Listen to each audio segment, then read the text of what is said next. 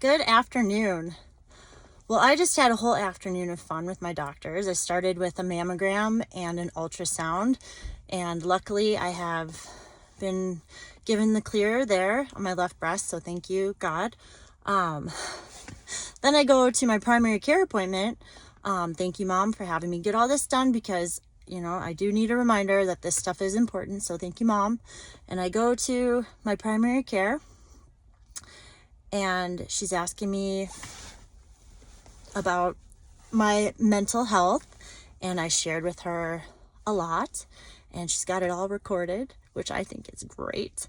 And then she says, "You're hallucinating. I recommend you get on pills, go see a psychiatrist, get psychiatric help." Why? Because you have a chemical imbalance. Okay. I said, they're not hallucinations, they're real for me. And oh boy, did it take a lot for me to just calm down. It's like, God, please help me, forgive her, for she knows not what I am going through.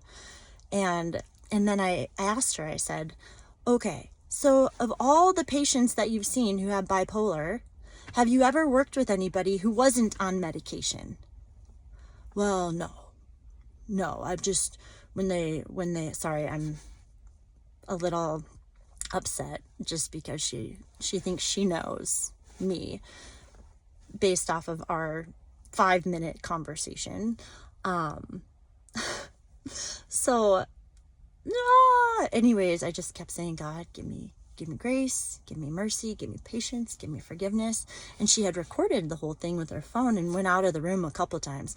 And the first time she came back in, she's like, I hope you weren't talking to yourself. Like, I was talking to God while she was out of the room saying, give me, because everything in me was like, oh, no, you didn't. But I was like, that's not going to help anyone, right? The anger. So learning to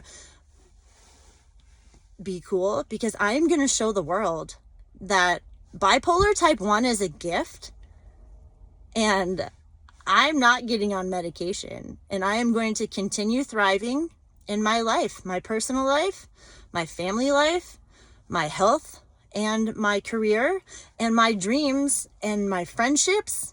So if I'm doing well in all of that, I'm not sure what kind of argument getting on pills, so I don't have hallucinations, so I don't get to receive my gifts?